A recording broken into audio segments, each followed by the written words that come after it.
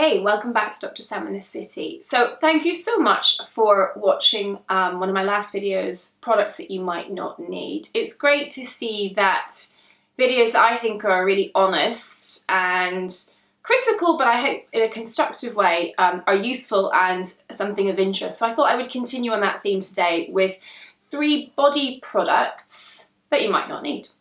Now, when I think about skincare, I think about the neck and the chest area as being a continuum of the face. So basically, as I tell patients, everything should match. And I also tell them they can do what they want from the nipple down. I mean that in a jokey way, but basically it means that we should all take great care of our décolletage and neck, because these are bits that get almost as much day-to-day UV exposure as our faces, but they're areas that we often neglect. And it's very common for a woman to look great here, but by contrast to have speckled brown, thin, saggy skin on the chest. And I think for all of us, it's just great that everything looks the same. So that brings us on to whether or not we need 2 particular products, which are often sold as separate things that you might need: neck cream and chest cream. And as a final thing, I thought I'd talk about arms as well, because it's kind of a zone. So necks. Necks are very vulnerable because, as I said, they get lots of UV exposure, and the skin here is incredibly thin, and it's not dissimilar in quality to the skin around the eyes. It's also subject to a lot of forces, because when we sleep, often we have our neck scooched to one side, or during the day we're looking down at technology. So lots of subtle forces going on that squash the neck skin and create lines and wrinkles. And finally, we also have muscles under the skin which kind of tug on the skin as well. So I think that necks are vulnerable and they're often neglected. So the question is, do we need a separate neck cream?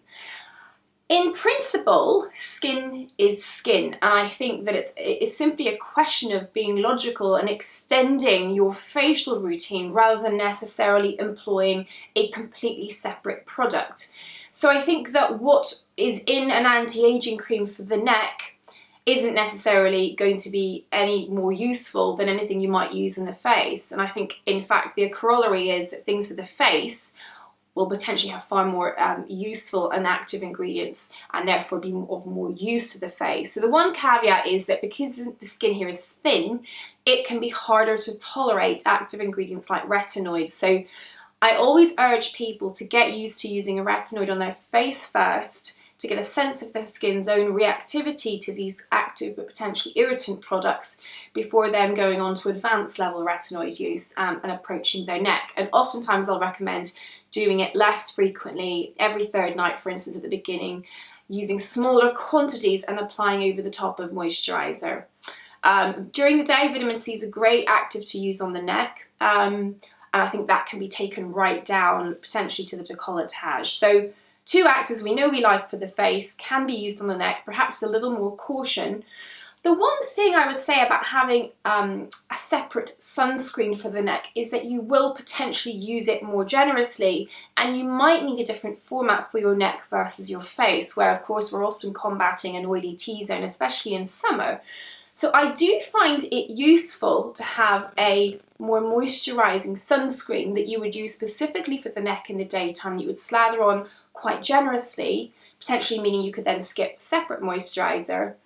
And also bear in mind that because you're not trying to layer up sunscreen on your neck with makeup, you can probably get away with a more basic one that perhaps doesn't have the same cosmetic elegance of a more expensive one that you would need for the face, because it's going to be a primer under your makeup, if that makes sense. So I'm a big advocate of La Roche-Posay and Thelios Comfort Cream SPF 50 for the neck for that reason. I'm always getting asked about lower priced sunscreens. So because chests are often forgotten about, I would say even more than necks, and because we're often exposing them in V-shaped tops during the warmer weather months, they do tend to suffer, especially with pigmentation and also loss of elasticity, so where the skin becomes slightly crepey and prone to wrinkling. An added problem with the chest area is if you sleep on your side and potentially have large breasts, because it does encourage those vertical crease lines to appear. I know women tend to hate that, a combination of pigmentation, sagging skin, and creases from the way they sleep. So the sleeping issue has to be addressed as much as anyone can, so always encouraging patients to sleep on their back, a la the selfish starfish position. And I think the sunscreen thing is so important. Changes in skin elasticity are really hard to undo, so it's so much more important to get in there early and prevent it before it happens.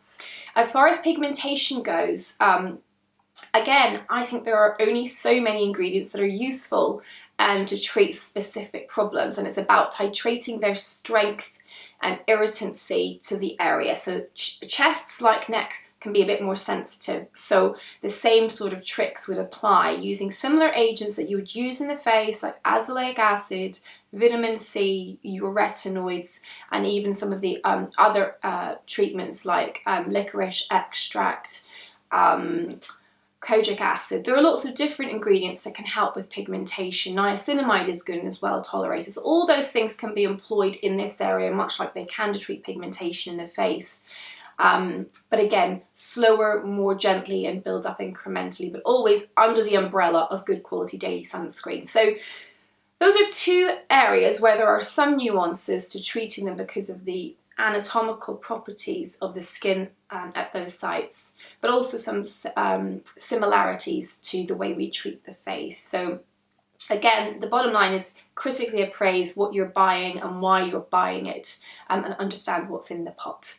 Finally, arms. I think this is a difficult one. I honestly don't believe that for true loss of skin elasticity, which is usually the commonest problem in this area, that there's a huge amount that topical things can do. I think you can improve texture and potentially the firmness of the skin by preserving collagen and exfoliating chemically with things like alpha hydroxy acids and lactic acid, particularly for this purpose.